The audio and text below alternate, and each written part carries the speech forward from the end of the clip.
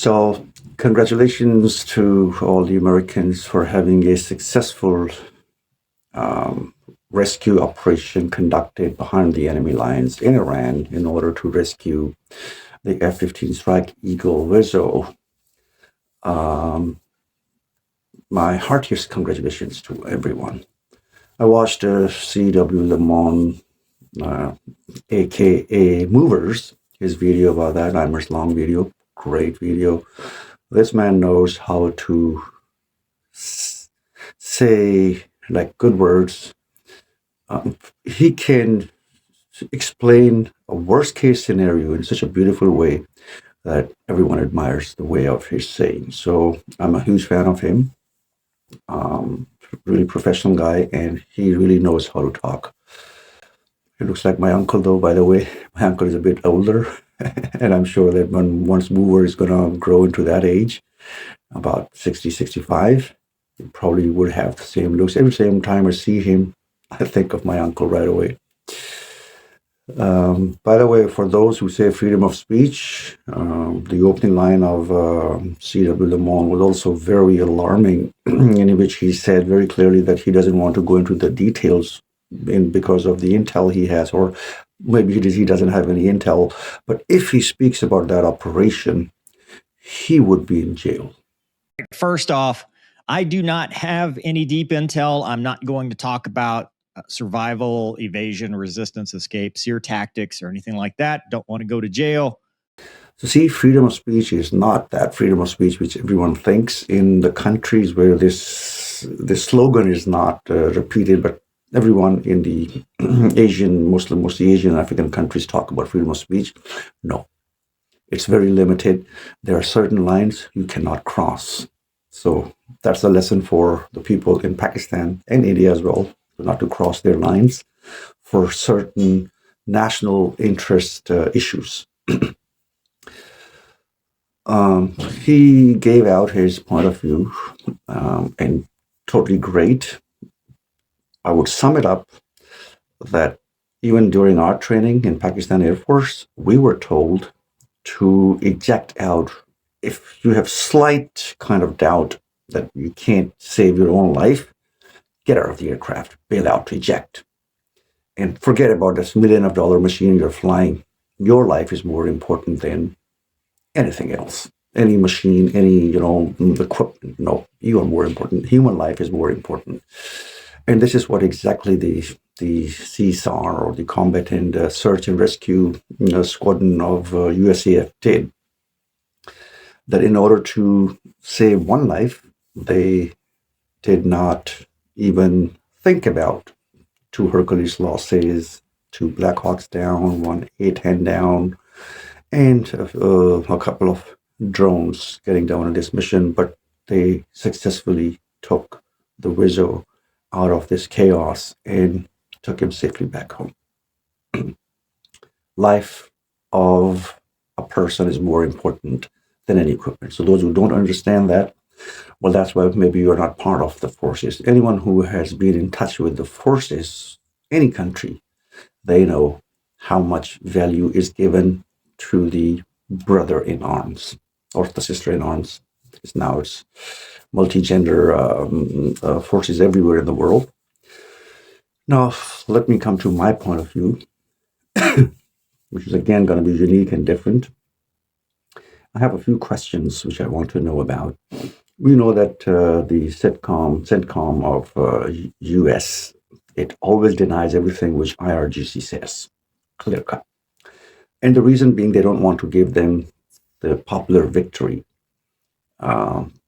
So why would, in this case, all the news were made public? Oh, we have one WSO stranded behind the enemy lines. This should have been kept confidential until the rescue has happened. Why it was made public? And it was not made public. It was made public by the official accounts, those who were pro-Americans. So they made it public. Why would you do that? This kind of operation where the life of your brother in arms is in danger, you would try to keep it secret, would not public any information. But in this case, they did. Now, my own opinion about that is the US at the moment needs to win the empathies of their nation. Even before the beginning of this war, only 21% voted for the war against Iran. The rest, 79%, voted against. No one wants war. This is for sure. Everyone wants to progress in economical ways and don't want to get into extra burden, extra stress in the life. You see where this war is going. We know the fuel prices are hiked up and the trickle-down effect of fuel prices, inflation is increasing everywhere in the world. No one is safe. So no one wants war. But then you have to give them something, patriotic. And this always works. So I assume that the pilot, because they eject right away. Okay? It's one right after the other ejection. It's going to take like 5 to 6 seconds between two ejections. And now, depending on the speed of the aircraft at that time, for example, first ejection happened at 150 nautical miles per hour. Because of the ejection, the force coming out of the aircraft would slow down, and the second ejection would take place at about 140 miles per hour, let's say. I'm just giving a figure of speech. The numbers are just numbers. But the second ejection would be slower than the other one.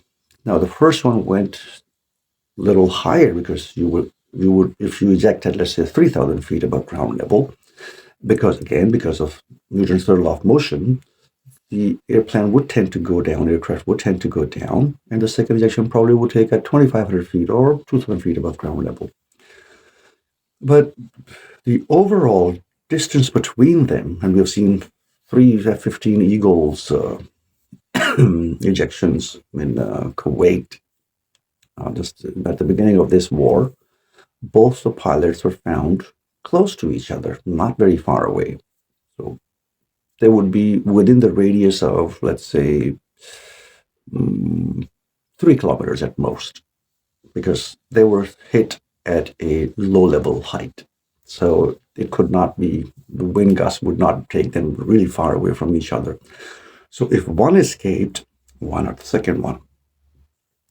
Meaning both of them were escaped in the beginning. Now, then comes the question that why would you destroy 2 Hercules 130 C-130s? And why would you get 2 drones down? Why would you get your Black Hawks down, A-10 and everything? So the operation was going on at that time. This is what I think. And these are the casualties from that. The enriched uranium, which they also told us just last year that it doesn't exist anymore, but it's still there near in some of the areas. The areas where nuclear facilities are present everywhere in the world. Go and check the perimeter of the security boundary lines. The whole villages, cities are not located near those places because of many reasons. And the amount of security and the amount of people around them, the forces people to protect that area, would be in layers across the around the perimeter of that place. So if they landed near to this nuclear facility, as they say, well, both of them should have been caught. But here is the opposite case. One escaped and the second one escaped after 36 hours. So these are a few questions I try to answer by my own, brain limitations. But actually, it was a war trophy given to the public of the USAF, of the United States of America, in order to boost their morale and to tell them that, yes, our forces are in. That gave Trump a thing to talk about, too. He was quiet for 24 hours, and then he starts coming up with literally a teenager kind of post on the social media calling people bastards, while one of the Iranian account he gave out, the bastard means a person born without Not without the father, but no marriage happened. So he, with the stats, told how many bastards are there in America. So, well, anyhow, this was not expected from the world superpowers president, but Trump is Trump. You can expect anything. So these are the things, and nothing. That's all for today, and see you next time. Allah Hafiz.